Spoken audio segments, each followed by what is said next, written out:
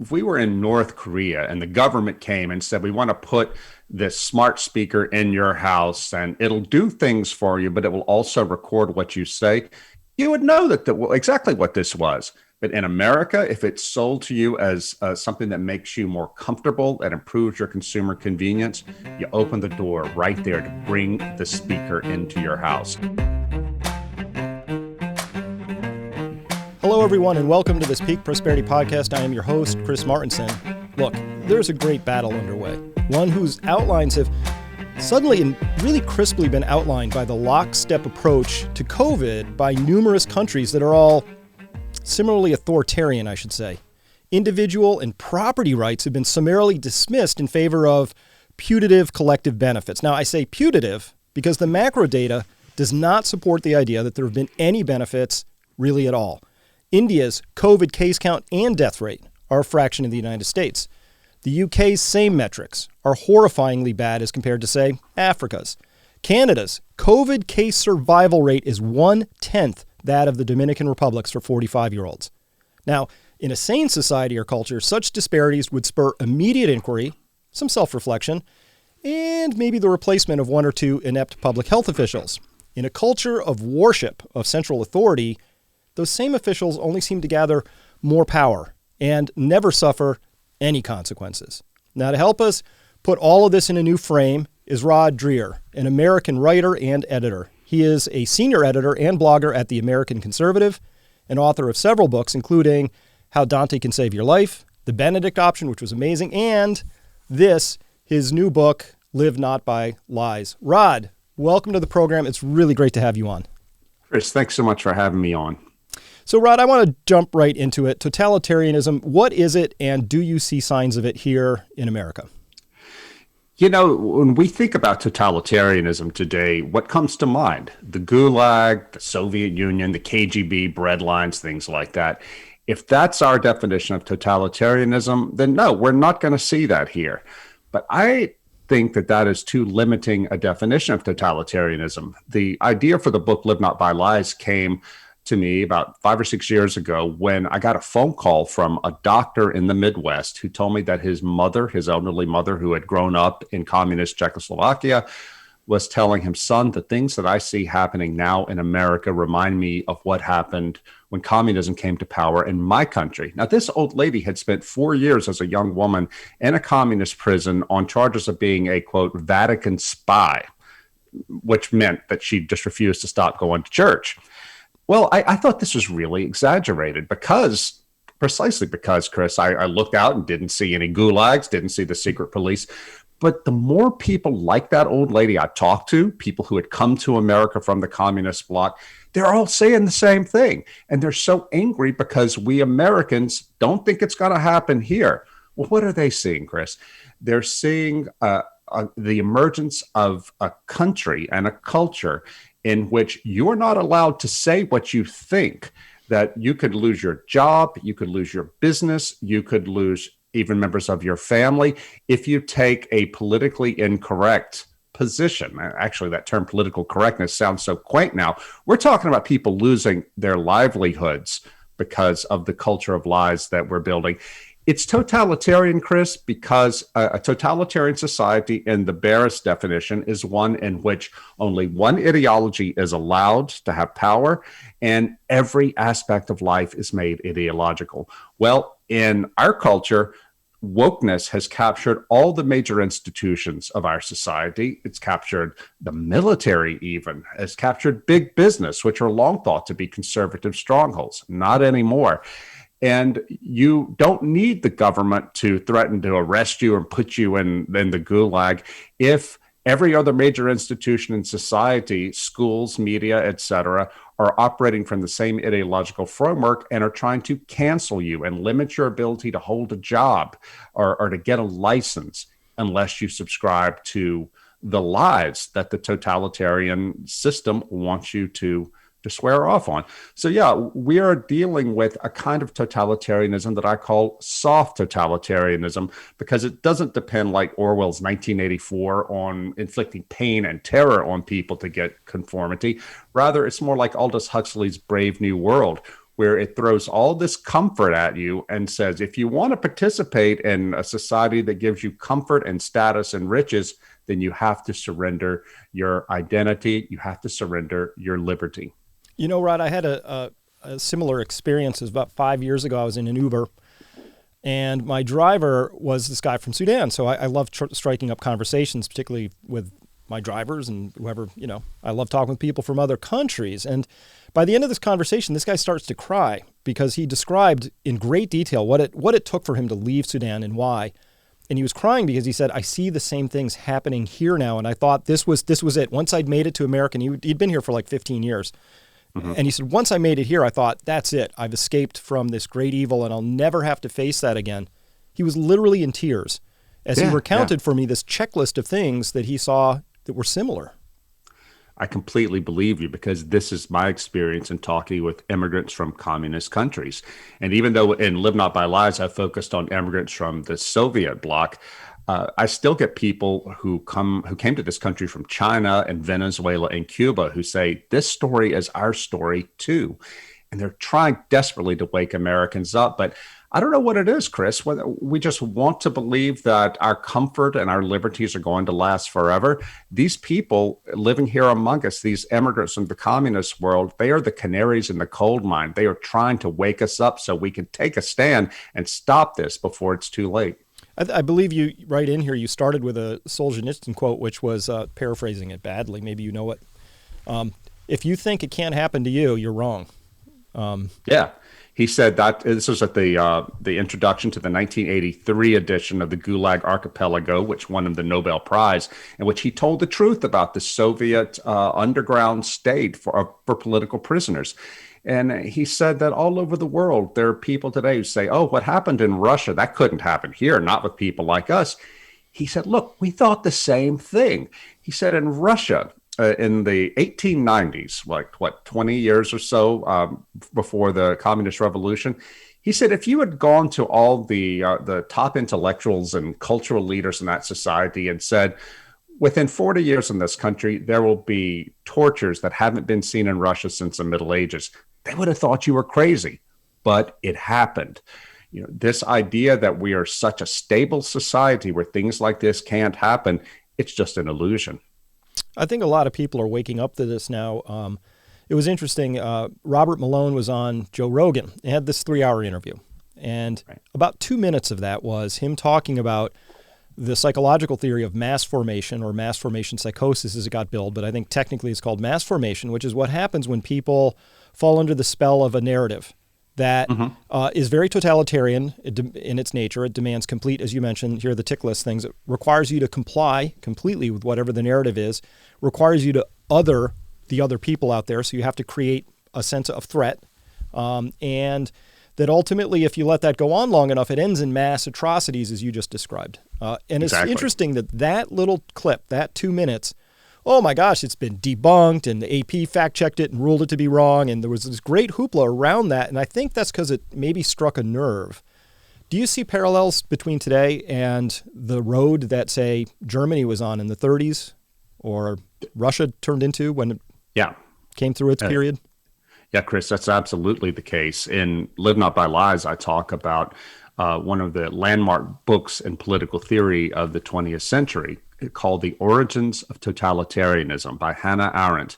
She was a Jewish refugee from Nazi Germany. And after the war was over, she set out to see what both Nazi Germany and Bolshevik Russia had in common, how those societies had come to accept totalitarianism. And she made this inquiry so she could figure out how we could stop it here if it were to come here. And to read The Origins of Totalitarianism, which came out, I think, in 1951, to read it today, thinking about our woke culture, is to send chills down your spine. She said that there are several aspects of a pre-totalitarian society that we should watch out for. And remember, she wrote this like 70 years ago. The most important one is mass loneliness and atomization. She said that in pre-revolutionary or pre-Nazi Germany, pre-communist Russia, The people were scattered. They were nobody knew who they could trust. They had been shattered by war and economic disaster, and they were just waiting for a leader to come in and help them have a sense of unity, a sense of purpose, and a sense of self. Right? Well, we have that to an amazing degree in our country. One of the things that shocked me about doing research for this book was to find that the loneliest generation in America today is not the old people. It's the youngest generation, Generation Z, where 7 in 10 of them call themselves lonely, even though they're plugged in to the social network. It ain't getting the job done in terms of socializing people. Another aspect that Arendt saw that we have today is the willingness to believe lies that feel good, that conform to an ideology that one wants to believe. Another one, loss of faith in authorities and hierarchies. Boy, do we have that. Most Americans don't trust any major institution anymore. I think small business and maybe the police get more than 50% of people's trust, but that's it. And certainly under COVID, after we've seen the way that our institutions have behaved, not only the government, but other institutions, people aren't wrong not to trust them. But all of these things, Chris, lead to a situation where nobody knows anything. People are afraid. They don't trust anything. And they are sitting ducks ready for a leader to come in and give them a sense of structure and purpose and tell them who the enemy is so they can learn to believe in themselves by hating the other, as you mentioned. My argument in Live Not by Lies is the woke are well on this path to creating this kind of totalitarian system, and they're going to end up making it work and implementing it with the social credit system, just like they have in China. Rod, so many directions I want to take this conversation. I have light bulbs going off everywhere. The first, I guess, would be around this idea of how we get to that formation of compliance and control. So way back in the 80s, I'm in college at this point in time, and I wrote a song for my band called PC Sheep because the PC culture, political correctness, was so entrenched at that point in time that I remember being offended when some kids in my class in biology started to really fight against the idea that there were males and females. And to me, this was just axiomatic. That's where you start, X chromosomes and Y chromosomes, and it's just a matter of biology. And so, but I wasn't offended so much that they wanted to have the argument as that they didn't want to have the argument. They wanted to shout down any other point of view. This is a long time ago. So this didn't, what we're seeing now, I think, in the great gender wars as we see them today, that was kicking off in the 80s. I mean, this thing's been running a while. I just want to, set the context so people don't think this is something that cropped up last year. It's been running a bit. But to me, that's a war on sense making, right? It's a degrounding when you say, we can no longer believe in the things that your parents, your grandparents, your great-grandparents, and literally every other human through time believed in. We have to unground all of those because we have a better way. To me, that feels wildly destabilizing, and you can lose your job if you hold the wrong opinion about that at this point in time. You can get in a lot of trouble. That's right. And lately I've been having people write to me who are either active duty military or recently retired military who are saying that the U.S. military, of all places, is no longer the sort of thing that they would want their children to go serve in as conservatives or religious believers. That's so frightening to me. Just the other day, I sent a friend of mine who's a very high-ranking active duty military officer a link to this PragerU video that Dennis Prager did about my book, Live Not by Lies. My friend said, I can't click on that. It's got Dennis Prager's name in it. And if I do that, I'm afraid it will bring down an investigation on me and I could be kicked out of the military. This is a high-ranking officer. He said, I can't talk to you about any of this stuff until I'm retired. So this is just one example, Chris, but I hear this constantly. Nobody knows where the danger lies, where the tripwires are. And so we become afraid. We become afraid to say what we really think, because even though chances are we're not going to lose our job, who's to say we're not? All it takes is one person standing around you to record it on their smartphone, blast it out on social media, and by the end of the day, you're unemployed. Well, Rod, I totally agree with that. And I'm going to go one step further, because it was bad when the Stasis had their little 3x5 cards and your neighbor snitched on you and you're talking about somebody else recording you. But you've also just hinted at the idea that your own browsing habits might snitch on you, or your own phone might snitch on you. Listen, this isn't conspiracy talk. We know that whoever they are, they're listening in. People put Alexas in their own home. They listen in. They have semantic search algorithms where they're listening for context. So you can't even be certain at this point, nobody can, that your own phone isn't your own worst snitch in this story. So we're carrying around our snitchy neighbors with us. That's extra chilling to me. Oh, you're absolutely right. I mean, if you think about it, Chris, if we were in North Korea and the government came and said, we want to put this smart speaker in your house and it'll do things for you, but it will also record what you say, you would know exactly what this was. But in America, if it's sold to you as something that makes you more comfortable, that improves your consumer convenience, you open the door right there to bring the speaker into your house. And the fact that it's not going to the government, I mean, just you got to roll your eyes at the naivete of that Google, Amazon, Apple, this is the government, or it is part of the overall regime.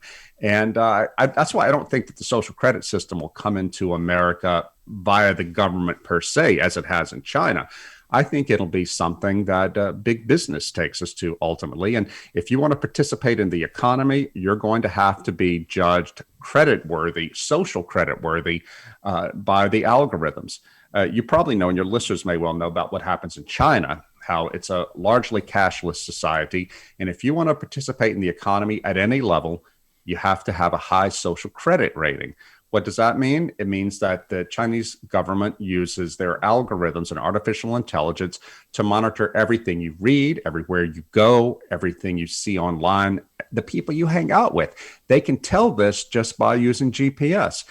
If they see that you've been hanging out with quote unquote bad people or going to church or places where they don't want you to go, you automatically get a lower social credit score. If you get a low enough social credit score, you can no longer buy or sell within the system. And this has happened to some Chinese people.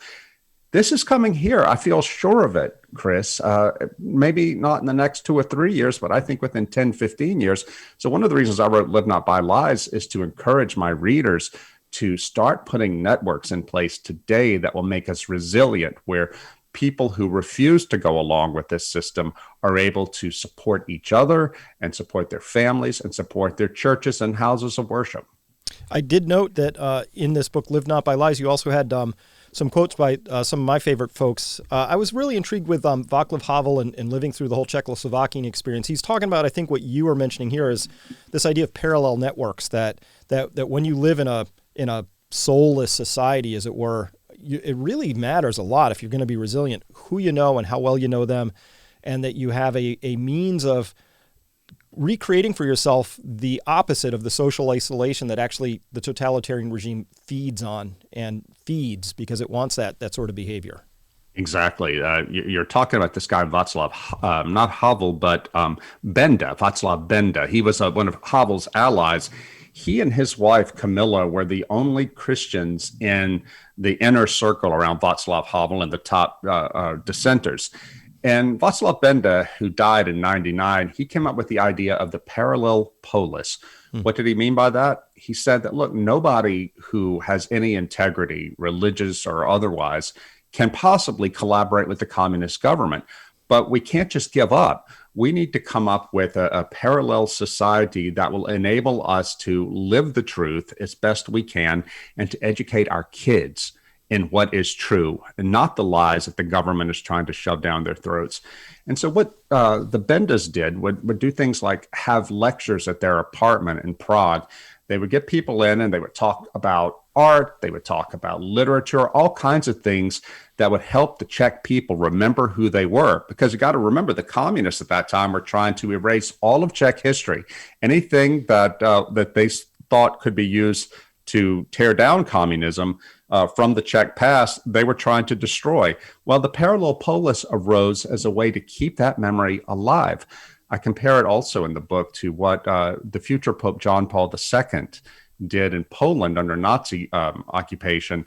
The Nazis were trying to subdue Poland by destroying the Polish people's sense of themselves as a people and their religion, their Catholic faith. So what Karol Wojtyła, the future pope, and his young friends did, they were all theater students. They came together to write plays and perform plays on Polish patriotic themes and religious themes. And they performed these in underground venues where everybody who came to see them, all the ordinary Poles, they were all risking their lives to keep the truth alive. We're not there yet, but these people who grew up under communism can see that we are on the fast track to that kind of situation. So what I want to encourage my readers and your listeners to do is to understand the signs of the times, read the signs of the times, and start putting together this parallel Polis now, because the day is going to come when you need it, and it's obvious that we need it. If we haven't started putting it together now, it's not going to be there for us. Just between us and anybody listening, I'm starting to put those things together, and I'm actually building a physical infrastructure here where I live in order to create a place for people to gather, specifically for those sorts of ideas. We've already held some gatherings around that, because I will tell you, from my perspective as somebody who is very deep into the COVID stuff, I can tell you that there is dangerous data out there. And this is data. I'm a scientist, so I'm offended when I can't say, here's a piece of work, here's what I see, or here's its strengths, here's its weaknesses, maybe they could have improved this, but these are the conclusions. Based on what we know, this is the best data we have. I can't have those conversations. I've been banned on YouTube for having them. I've been, like, my last YouTube strike was for noting that there was this data out of the UK that said women's menstrual cycles were interrupted, sometimes severely, as a consequence of an adverse event to their shots, to the vaccines. Well, I should be able to note that. I got banned. Now Newsweek is talking about it, so now it's okay. So there's this idea that there's that central talking point, and if you're in front of it, you're too early and you can get banned for that. So there's like an approved message that's held by gatekeepers who, by the way, have done a horrible job of keeping up and being nimble and really actually protecting public health. So it's already true that we have to speak in lowered voices, and I'm in restaurants and people will say, let's keep our voices. You can feel that hushing, which is the self-censorship that comes because we're worried about the reactions that might come from our phones or the table mates next door. That's right. And you don't have to worry about anybody putting you in jail yet for denying the official story, but you can find yourself, as we've been talking, out of a job, pushed out of social circles that mean a lot to you.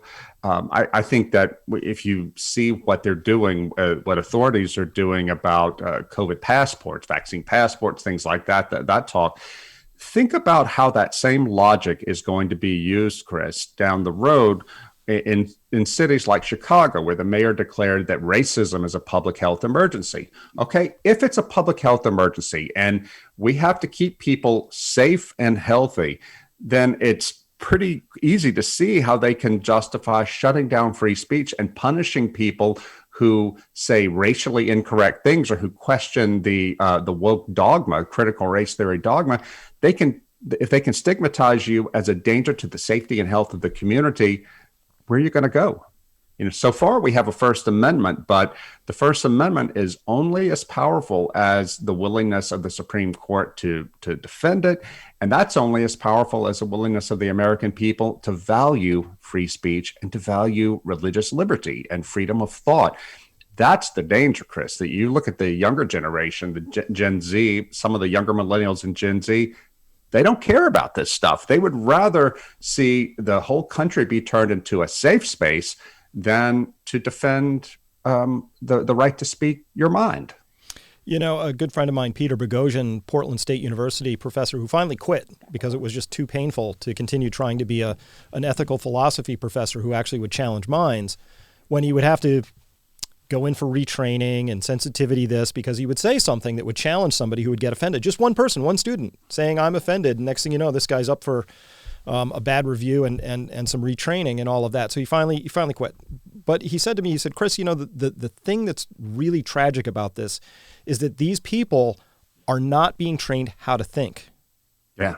They've lost the capacity because by definition, if you want to put on muscle mass in the gym, you're going to have to go through some discomfort. It's called growing, right? It's if you want the same thing, our brain is a muscle in a sense.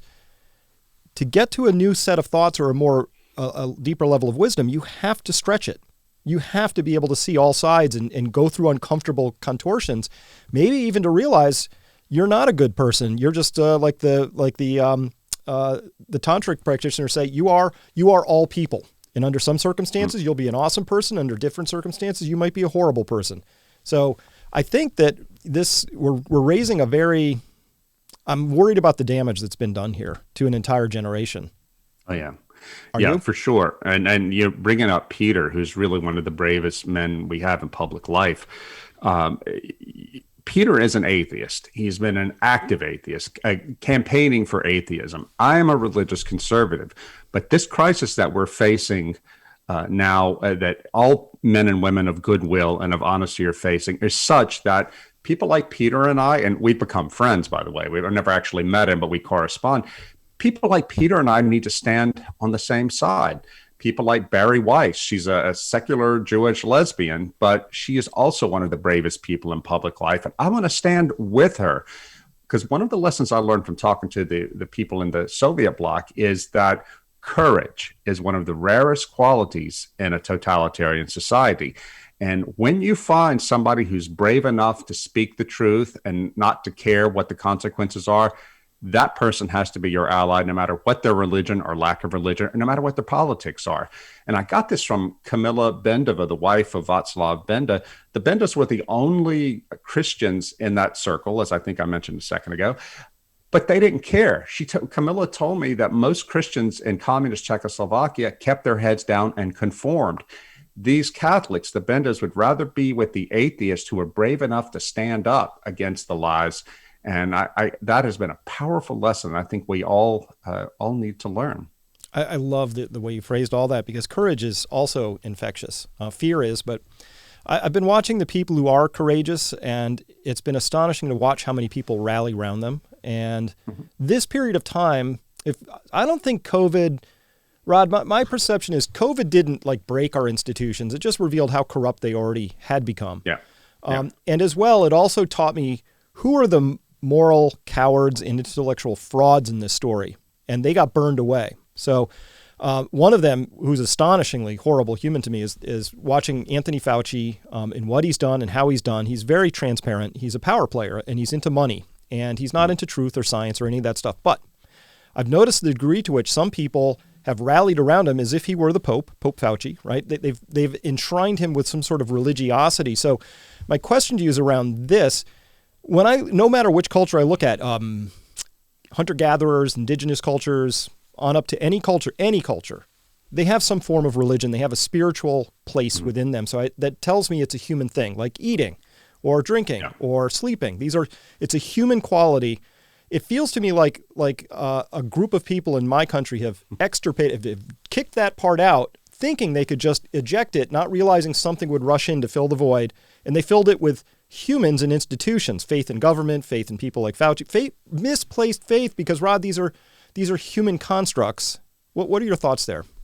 No, I think you're absolutely right. And one of the things that helped me understand the true nature of wokeness, the woke movement, was studying the Bolshevik Party, that is to say, the Communist Party, the communist faction that came to power in Russia in 1917. They were just like a pseudo-religion. They all hated God and hated Christianity, but they reproduced the structures of faith within their own political movement. They just shifted it from being a faith in religion and God to a faith in politics. But they were very, very well catechized and disciplined in their pseudo-religion, and it's what led them to take power. But if you look at the way they handled themselves prior to the revolution, there's clear parallels with the woke today. People who believe in wokeness, they are as hard to talk to as any fundamentalist you would find of any religion.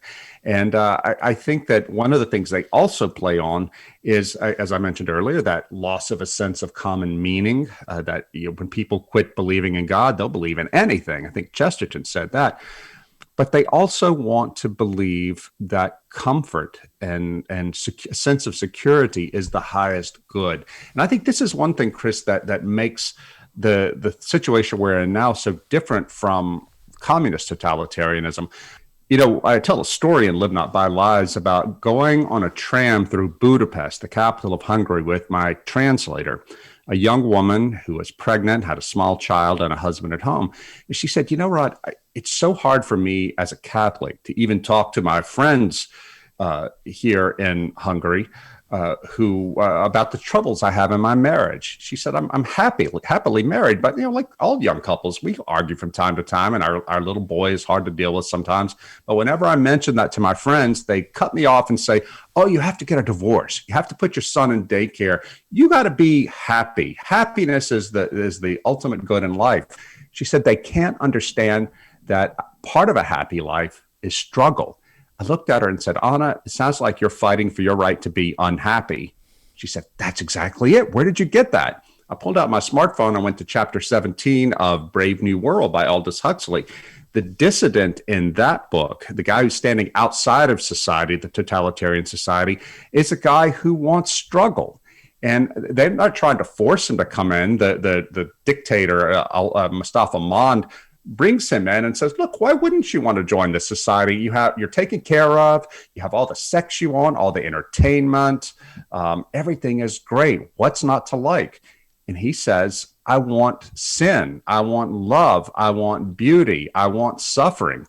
And Mond says, well, it sounds like you're fighting for your right to be unhappy. He goes, I am fighting for my right to be unhappy. Mond says, well, have it. You can have it. That's such an important point, Chris, because today this is how the totalitarians work. They play on our fear of being unpopular, our fear of losing status, job status, and so on and so forth to keep us in line. I think that it's a totalitarianism of comfort that we're having to worry. And this is how, if people are afraid to suffer in any way, the totalitarians have won. This is the main lesson I got from talking to these Christians over there, whether they were Protestant, Orthodox, or Catholic, that the ability and the willingness to suffer for the truth is the absolute most important character trait that we have to cultivate now. Because if you are not willing to suffer, then it's over. The enemy has won. That's very well said, and as I was just remarking before, here's how I know I'm on to a new thought that I have to work on. It's uncomfortable, right? If I want to stretch my brain in a math function, or if I want to learn to get better at chess, it's hard, But I value that because I know that that's just part of the game. This idea, the tyranny of comfort, though, this seems exceedingly important, especially when you connect that back to the younger people being the most unhappy generation ever. They should be the most happy, right? If we look at sort of the ancient, the Greeks, they would say, listen, once your basic needs are taken care of, you got time to work on yourself and improve yourself and make yourself into a better human being, right? So in many respects, these are the most abundant times I can imagine, and people are deeply unhappy with it. What's the problem? I think there's a God-shaped hole in their hearts, to be honest. And of course, you might say, well, you would say that you're a Christian, but I think it's a lack of a sense of transcendence, a lack of a sense of ultimate meaning, and that our suffering, our discomfort has ultimate meaning. I tell a story in the book about the people over there who were sent to prison, Christians, for their point of view, for their faith. And every one of them that made it through were Christians who believed that their suffering did have meaning. None of them thought they were ever going to live to see the end of communism, but they thought that God saw them and that their job, their duty, their moral duty as Christians and as citizens was to stand up and take whatever the government threw out at them. Because ultimately, if they united their suffering to Christ as they understood it, that God could use their suffering for the redemption of the world. And this is Václav Havel was not a Christian or not a religious man, but this was his point in his injunction to live in truth. He tells a story, Havel does, about he said, imagine there's a green grocer in a communist city, under communism, and he has a sign in his window that says, "Workers of the world unite," the Marxist slogan. Every store has this because the government expects them to. Nobody believes it, but they just put it there to avoid trouble. Well, what happens, said Havel, if one day the little green grocer says, I'm not going to live by lies anymore? He takes it down. Well, the secret police come. They arrest him. They take his business away. Suddenly, he can't have a good job. His kids can't go to college, et cetera, et cetera. He pays a real price for his act of courage. But what does he gain? First of all, he gains the knowledge that he is a man of integrity who is brave enough to live by the truth. But beyond that, and this goes back to something you were saying earlier, Chris, he shows his neighbors that it is possible to live in truth if you're prepared to take the consequences for it. This is a version of what Martin Luther King demonstrated in the civil rights demonstrators in the early 1960s. As long as they were willing to suffer for their cause, they could win. I think that we're going to have the same sort of mind change here. We need that here among Christians, among conservatives, among all kinds of people of goodwill. You have to be willing to take that stand for the truth, no matter what it costs us. And you have to be willing, and you have to be able to count on a community around you, not only in your family, but in your church, in your neighborhood, wherever you find your community. They have to be there to hold you and your family up, to make it less costly to take this stand. This is why, Chris, I dedicated my book to the memory of this man, Father Tomislav Kolakovic. Father Kolakovic was a Jesuit from Croatia who was doing anti-Nazi work in Zagreb in 1943 when he got a tip that the Gestapo was coming to arrest him. He sneaked out of the country, went to his mother's homeland, Slovakia, and began teaching in the Catholic University there. He told his students, he said, look, the good news is the Germans are going to lose this war. The bad news is the Soviets are going to be ruling this country when it's over. And the first thing they're going to do is come after the church. We got to be ready for it. So what Father Kolakovic did was start putting together these groups, small groups of committed young Catholics for prayer, but also for strategy, for talking about the things that were actually happening in their society and trying to stay one step ahead so they could prepare the structures and the networks they needed to support the underground church if it ever came to it. The bishops of that country chastised this priest. They said, Father, you're scaring people. It's never going to happen here. But Kolakovic knew, because he had studied Soviet history, he wanted to be a missionary to the Soviet Union. He kept up his work. Sure enough, in 1948, when the Iron Curtain fell over that country, the first thing the communist government did was come after the church. The reason the underground church in Slovakia was so powerful for the next 40 years was because of the prophetic work that Father Kolakovic and his collaborators, these young people, did in getting ready for it.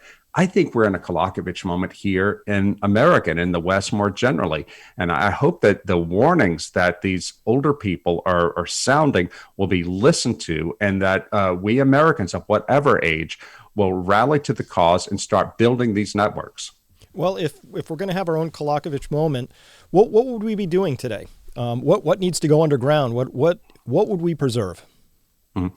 Well, I think for one thing, we need to start making a list of people who are truly faithful, who can be counted on for the resistance. And when I say resistance, I don't mean any kind of armed resistance. I'm not talking about that. I'm talking about keeping the church alive in a time of persecution.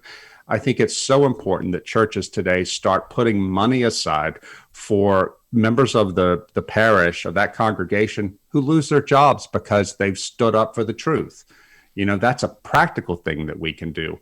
I had a man contact me, a retired intelligence officer who is a Christian, and he said that he's decided to use his retirement to work on ways that churches can protect themselves from surveillance. And he said, one thing you can do is everybody put their smartphone in a Faraday cage when they come in the front door. Now, this sounds nuts, Chris. I mean, this is America, right? Mm-hmm. But this man, he said, listen, I can't tell you everything I know because it's illegal, but I can tell you that everything Edward Snowden said is true. The government is collecting this information on us. Big business is doing that. And all it takes is them deciding that these people, these Christians, these conservatives are terrorists, and we're done for. So I think that another thing we need to do is just start bringing together these discussion groups and establishing what you might call Kolakovic groups within our churches and neighborhoods and communities. So, because things don't look the same in New York City as they do where I am in Baton Rouge, Louisiana, and they may not look the same in rural Utah and so forth. We need to have Christians and others come together to talk about what's happening right in front of them and practical things we can do. A lot of people turn to me saying, why don't you give us a greater list? I'm like, I'm just the writer, man. I went and interviewed these people. I'm bringing their message to you, but we need real collaboration with people who know how to build things and run systems. I totally agree. I have a whole nother framing that is actually my work in the world is really centered around resources. I'm a biologist by training, so I look at where we are as a species with respect to lithium, cobalt, oil, freshwater, soil, the basics. And Rod, there's a story there. We're way over the tips of our skis when it comes to this, and we don't really seem to have a plan. So I think, well, in the absence of a major plan, we should all have plan Bs. But at the same time as we're executing those plan Bs, I'm talking to you now from my little gentleman's farm in Western Massachusetts. There's 3 cows over there, got a garden, got water, the basics. And my view is I think we're all going to need to be more resilient. I heard you use that word earlier and my ears perked right up because this is really important to me. I want people to have enough context to say, we should be resilient for all sorts of reasons, not least of which is full honesty. I ran in fear towards this lifestyle, and now that I'm here, I would run towards it with glee because I love having my animals and being a little more resilient and knowing where my where my food comes from, but also the relationships I'm making with the other people here around these activities. And it's just more, something my great-grandfather and every generation prior would have recognized, which is welcome to being in community. I didn't grow up in one. I didn't have that grounding. I grew up white, Anglo-Saxon, Protestant, suburban life. That's how I grew up. Yep.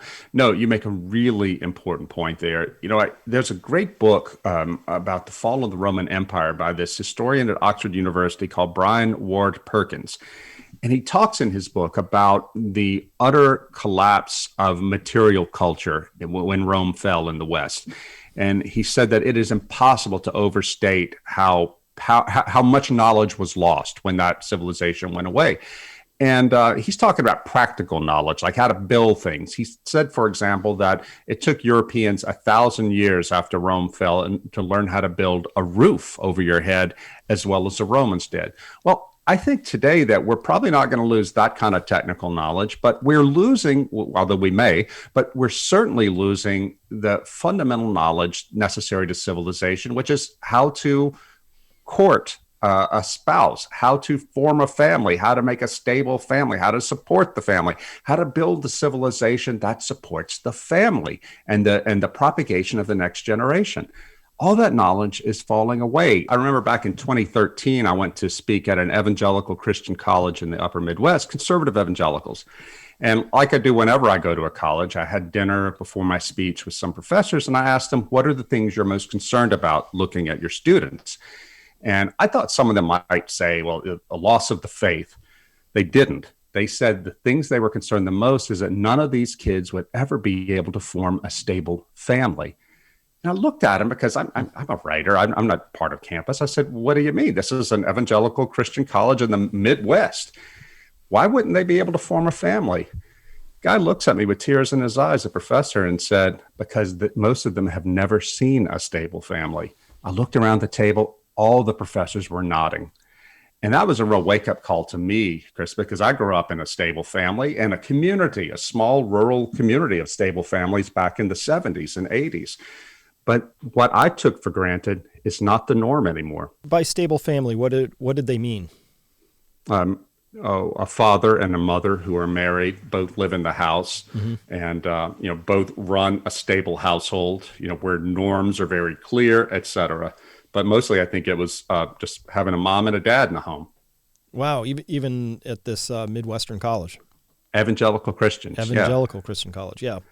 Yeah, so it's presumably all conservatives, and that was the profile of the college. But American society has become so individualistic, so atomized, and so driven by individual choice that we forget that if we can't put a family together, if we can't bring young men and young women together to meet, to marry, to form a family, and to form children who are also capable of forming families, then it's all lost. And I fear that we might be headed into that very quickly. One of the things I wanted to mention too, before I forgot, that you were talking about what should people be doing now. Mm-hmm. My kids go to something called a classical Christian school. And I think they may be coming up with some classical schools that don't have the religious aspect to it. But what it simply means is they teach kids at these schools, the Greeks, the Romans, the sort of great books that have been thrown out of the public schools and many private schools in favor of trendy ideological education. my kids, there's not a gifted school or anything like that, but my kids are learning, they're reading things that I never got a chance to read because I grew up in a culture that didn't think it mattered to read Homer, didn't think it mattered to read Dante, all these things that are fundamental to the Western tradition, Western civilization.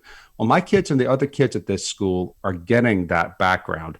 It was only after I started talking to the people from the Soviet bloc and hearing their stories about how the totalitarian governments would control people by controlling their access to literature and to history.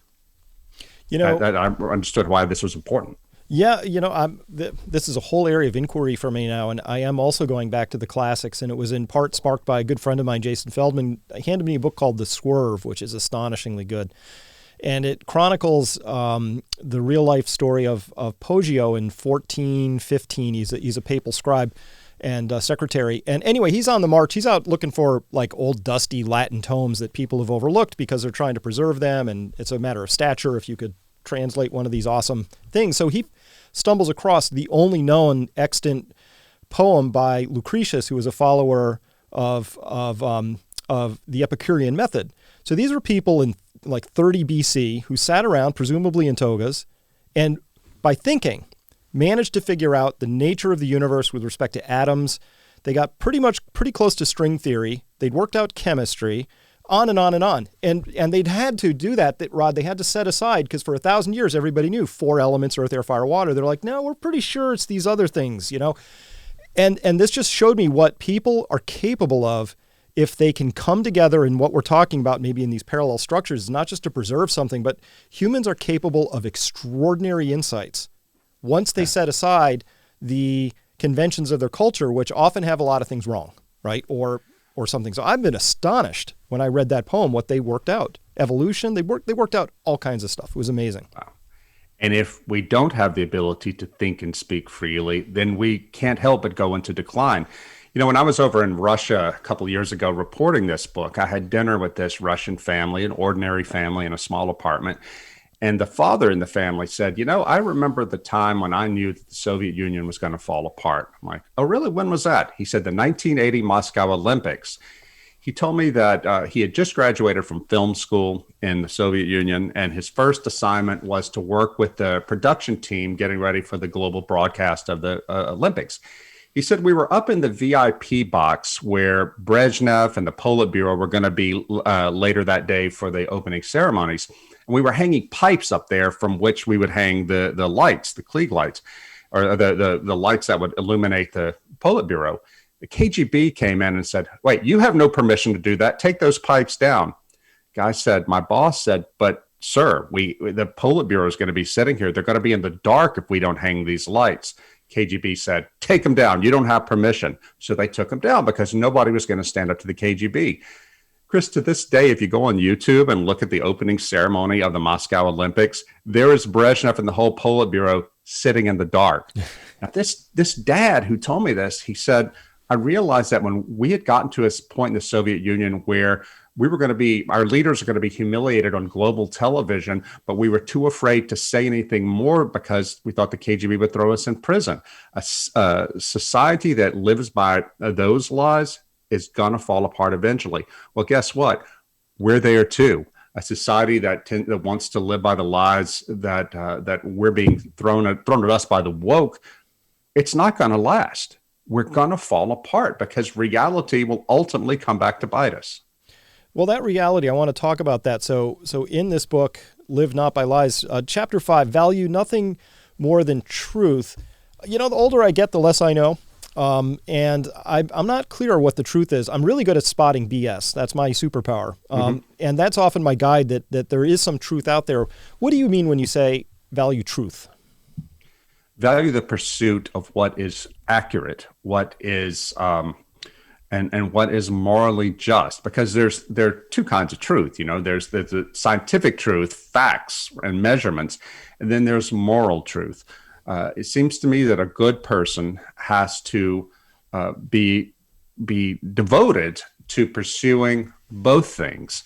And that's the only way that we make any progress. It's the only way that any of us make individual progress in becoming more virtuous people is to constantly be searching for the truth.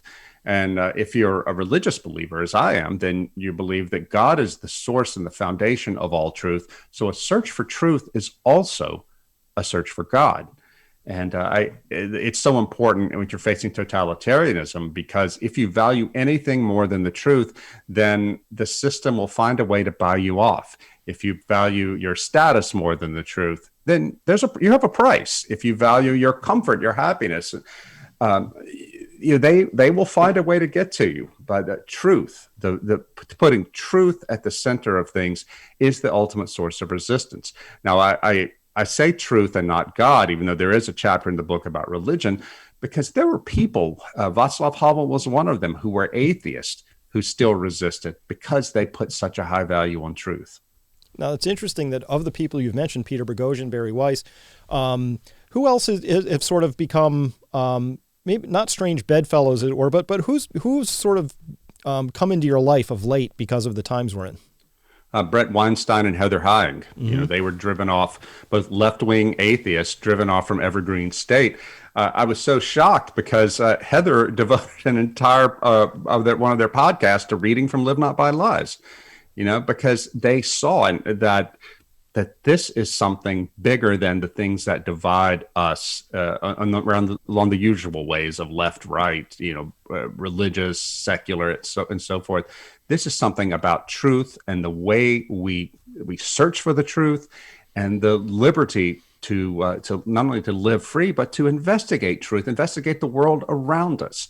And if we don't protect that liberty, then we're going to go into steep decline and ultimately all going to be suffering the fate of what happened in the Soviet Union when the system could not provide for its people.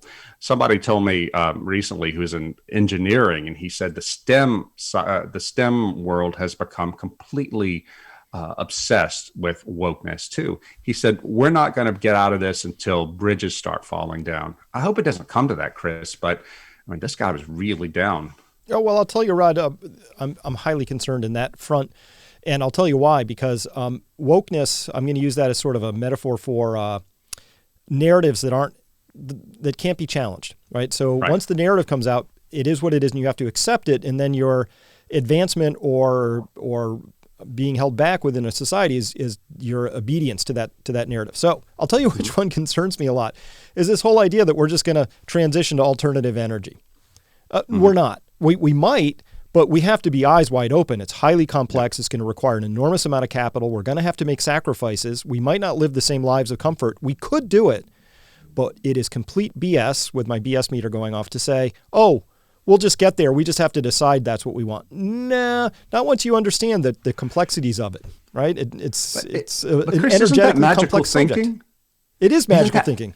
Yeah, it's like it's the same thing with the same way we think about gender.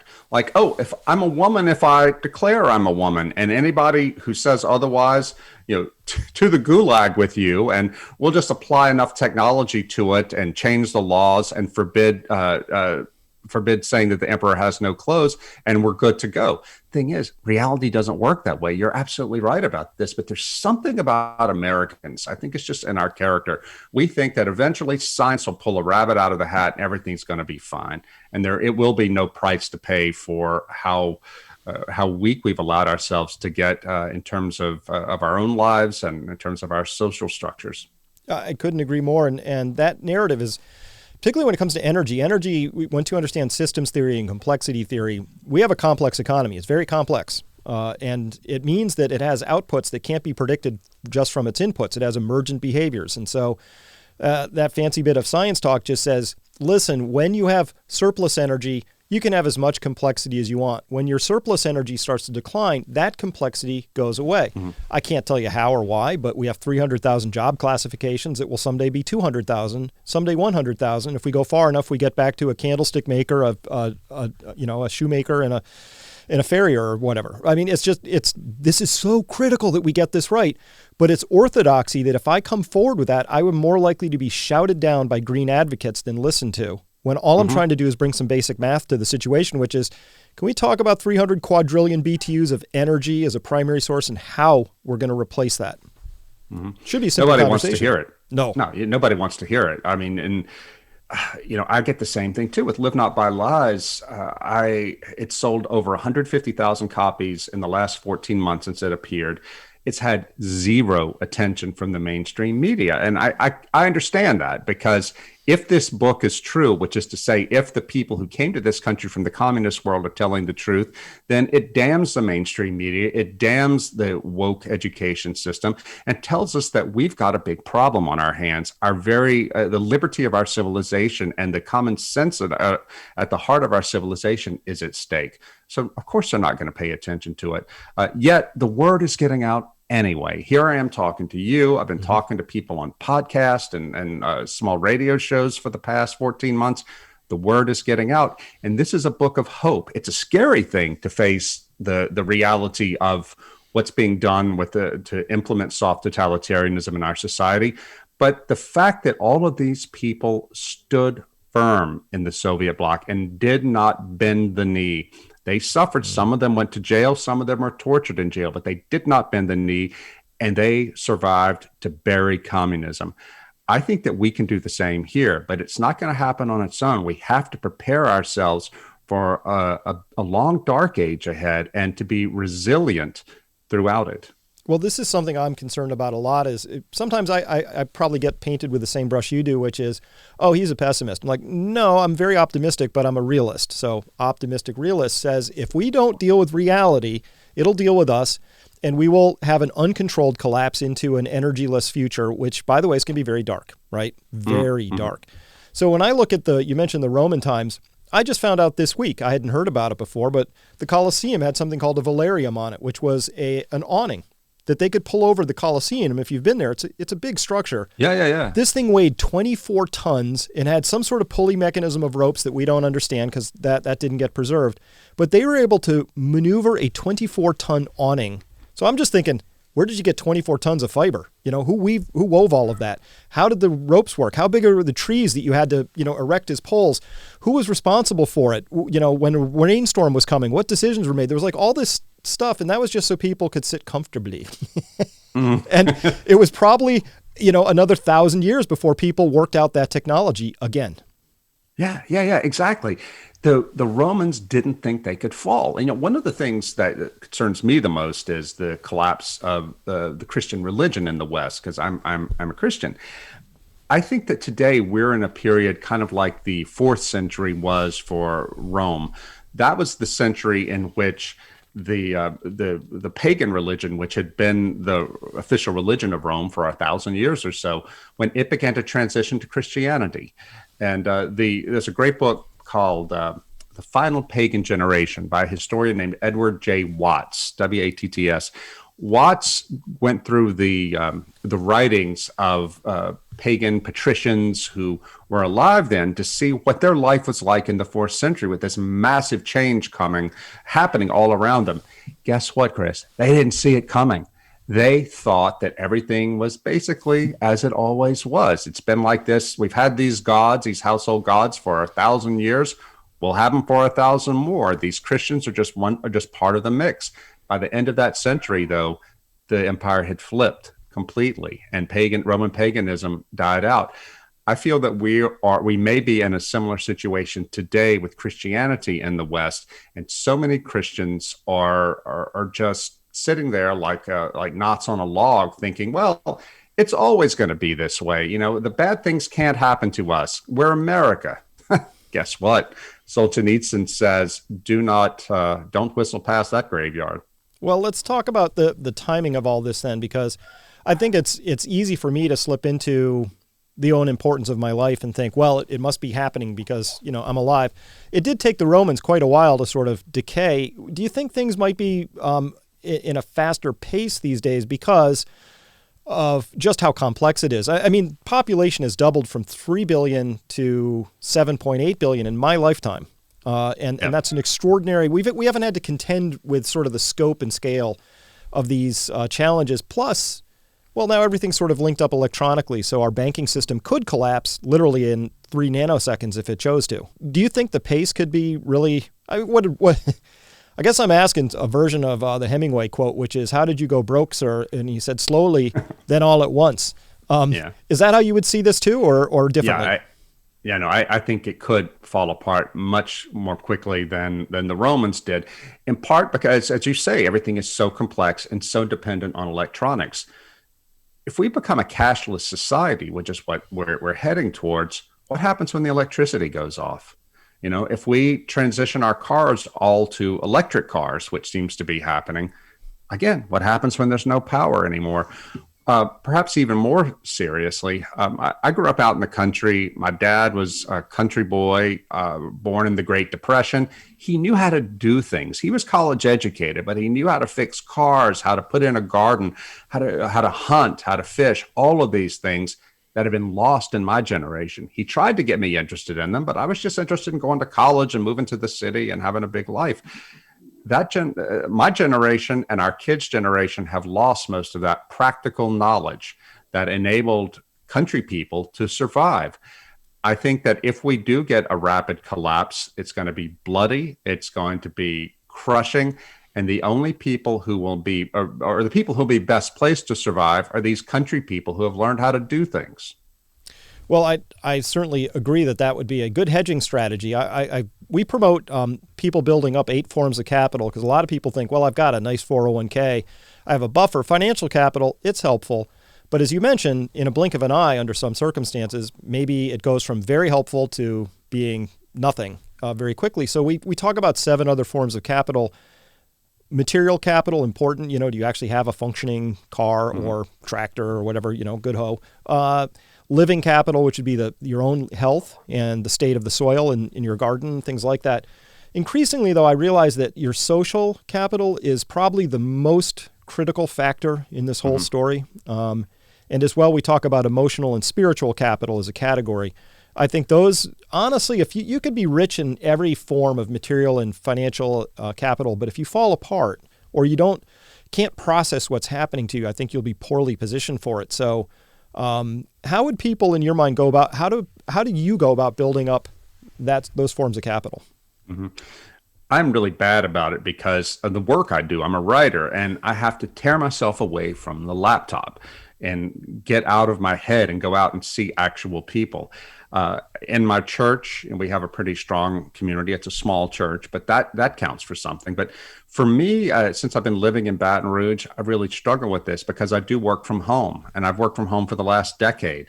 My wife teaches in a school, and she's got lots of friends from the school. But I noticed that and I've had this conversation with other friends of mine who are in the same situation. We feel so isolated at home, and there seems to be no easy way out of this. So I can recognize the problem in myself, Chris, and it concerns me. But, I have to say it. I don't know that this is just urban people like me. I can remember when I was a kid growing up in the 70s in this rural town, every weekend somebody was having a fish fry or a crawfish boil or a barbecue, some reason for all the other people to come over and the kids to play till midnight in the yard, just to be together. This was considered what you did. My generation went off to college, and I can remember coming home from college in the late 80s and seeing that suddenly little satellite dishes were starting to pop up everywhere. And within a few years, our parents weren't seeing each other again because they were all at home watching satellite TV. And I was able to watch the community begin to unwind slowly because of technology. Now, again, nobody was holding a gun to the head of these people making them do this, but it was happening anyway. I remember back in, was it 2008 when some big hurricane came through South Louisiana and it knocked out power to my hometown for 2 weeks. My sister was still living there, and she said, Rod, we would get together at night, everybody in the community, nobody had power. We all had meat that was thawing out, and we would build a fire and cook the meat and just sit around and talk. Somebody would go like 60 miles away to get an ice chest, would ice down Coke and beer and things like that. We were just there with each other every night. She said, by the end of it, I was really glad for the air conditioner to come on because this was hot. But she said, I really missed that fellowship that we had. Well, guess what? The fact that the lights are back on didn't mean you had to stop getting together, but that's what people did. It's something about our nature, and I'm just as guilty as anybody else. I'm glad to hear you say all that, because I resemble a lot of that, and I had the exact same experience. I went to Duke University. I lived in a little town called Pittsburgh. 1989, Hurricane Hugo. We were 3 hours from the coast, but he was still a bad boy when he came over. Created pickup sticks with all our trees. 2 weeks without power. If I went back 15 years after that event, and everybody still talked about those 2 weeks, right? That was our high point. We're like, oh, remember? And because it was great. We were doing the same thing. All the meat's thawing. We're cooking it. We were helping each other. We were chainsawing trees off of each other's yards. It was great. And then the power came back on, and the blue glow came out of the living room, and everybody wandered back inside. And if I went back there today, 30 years later, we'd probably still talk about it, you know? Yeah. That's a great quote by Balzac, the French writer, who said, hope is memory plus desire. And I really love that, because it means that if we can remember things like what you experienced during Hugo and what my family experienced during that hurricane down here, and we desire to rebuild that, then we can do it. There's nobody making us or preventing us from doing these things. It's just our own lack of imagination and lack of drive. I can remember well back in around the year 2000, 2001, I was living in New York City. I was a Catholic back then, and we used to have my Catholic friends would come over, and we'd cook and we'd open some wine and just start complaining about the church, all of us conservative Catholics. We had a priest over one night who was conservative too. He was our age. He said, guys, everything you say about how bad the bishops are, how lousy the church is, it's all true. But it was true when I was a kid too. And my parents realized they couldn't rely on the system, the Catholic system, to educate me and my sister. So they did it themselves. And it was so much more difficult for them back then. The priest went on to say, all you guys have to do is go on Amazon.com and you can have a library sent to you overnight that would have made Aquinas blush. It would be so complete. And you have the chance to meet each other online and to find other parents who believe in the church the way you do, blah, blah, blah. And I can remember listening to him thinking, he's right. He's right. This is a failure of imagination on our part. But did we do anything with it? No. We went right back to complaining about the church. I made a big mistake there, and I would hope that that your listeners won't make that same mistake. Now, we have things are really bad, but there are so many reasons to hope. We have so many resources available to us online. This very thing that's tearing our society apart in many ways, the internet, also gives us the resources that we need to be resilient in it. And I'm really glad to have learned about your show, Chris, and that people are learning wisdom through what you're saying here.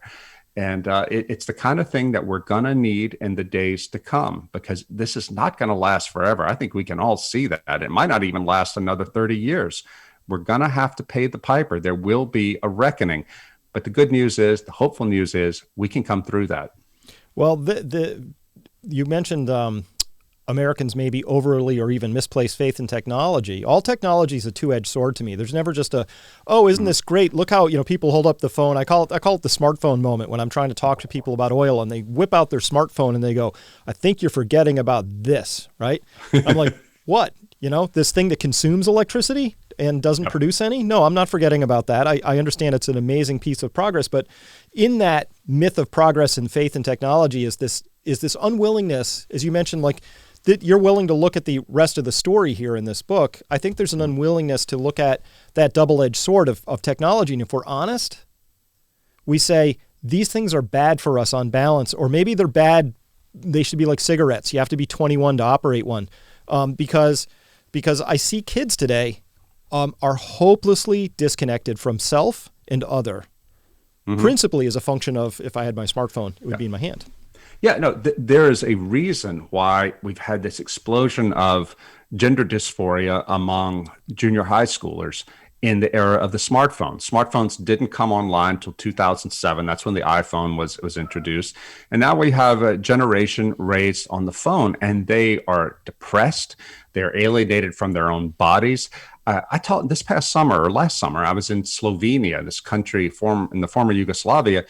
I was talking to a man, a Catholic man, who said, he was my translator at a lecture I was giving.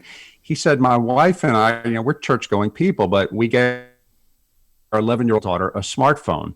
Within a few months, she had made contact with a couple of older teenagers in the U.S., in Oregon, and they began talking to her about gender identity. and how she needed to choose her gender identity, something that was just unknown in their town, right? He said she became so depressed, she didn't want to go to school, she didn't want to eat, and she's still locked in this depression, and they're trying to reach her. It all happened because of the smartphone. Now, they shouldn't have been giving an 11-year-old a smartphone in the first place. Nevertheless, everybody else was doing that there. And I was talking to a guy just a couple of weeks ago, having dinner with a friend in New Orleans, who is CEO of a company that has developed some anti-porn software that really works for your phones, for your kids' phones. And he was telling me statistics, Chris, about how the erectile dysfunction in 20, 21, 22-year-old men because of constant porn use. I mean, what kind of civilization sees its most virile young men, sees them watching porn and then losing their ability to desire women and to produce the next generation? What kind of civilization can look at that without a sense of panic? But that's us. We think that this is always going to go on forever. Well, from the biology side too, not to discount that male sperm counts in Western countries have declined 50% in the last 40 years. A healthy culture would go, this isn't good. Right. So we have these environmental insults, be they chemical, be they self-induced through the smartphone, but these would all be things I think that, so I want to get back to this idea very quickly as we come into the end, though. I think the most important point for me is I would have classified myself as a classic left of center liberal throughout most of my young adulthood. And then when I really started thinking things through, I don't have a label that fits anymore, except it's no longer left-right, it's up-down. I value truth. I value beauty. I value things that really matter to me, which is the ability to have complete freedom. And I'm old enough to understand the more freedom I have, the more responsibility I have too. Those are conjoined concepts, obviously. So, but for you, what does conservative mean to you? What does that word mean? Yeah. Well, I should say I call myself a conservative, but I left the Republican Party in 2008, and I try to vote for the candidate who is the most honest and the one I think is going to look out for my best interests. But what does conservatism mean to me? It means being able to look back at the past and value things in the past as being things that were handed on to me, handed on to all of us, and that we have a responsibility to guard. And if there are some traditions that no longer serve our common good, then yes, we can change them. Being a conservative doesn't mean everything has to be frozen, but it is I think conservatism is more of a temperament, of an approach to life, if it ain't broke, don't fix it, as opposed to progressives who think that that the world always needs to be reformed, usually radically. But I got to tell you, as someone who is a conservative, I've become really alienated from a lot of the Republican Party and people on my side who don't seem to understand the role that capitalism, and I'm a capitalist, but they don't seem to understand the role that capitalism unbound plays in eradicating families, communities, and the kind of institutions that civilization requires in order to survive. So what I look forward to is a conservatism. I hope it arises, a popular conservatism that does pay more attention to the things that we need to be resilient and to survive, and doesn't just call self-indulgence by right-wing people conservatism, because it's not. I wrote this book in 2006, my first book, called Crunchy Cons, and it's about how I realized that I was pro-environment and pro small business, pro old neighborhoods and old buildings, not because I was any kind of liberal, but because of the kind of conservative I was, the conservative who wanted to conserve things that were good, true, and beautiful, and who saw on the Democrat side, but also among many on the Republican side, enemies of these the so-called permanent things. Well, Rod, I can't improve on any of that. We've been talking with Rod Dreher. He's the author of Live Not by Lies. Great book. You can see I've been taking notes. So that's how I know a good book, because I start taking notes. So thank you for writing that. Thank you for your time today. Glad to meet you. I'm going to count you among my friends now, and I hope we can do this again. Absolutely. I'm going to start watching your show and following you because I didn't know who you were before, but I now know that I need to be paying attention to you to look out for myself and my own family. Well, thank you. Good to talk to you, and we'll do it again soon. All right.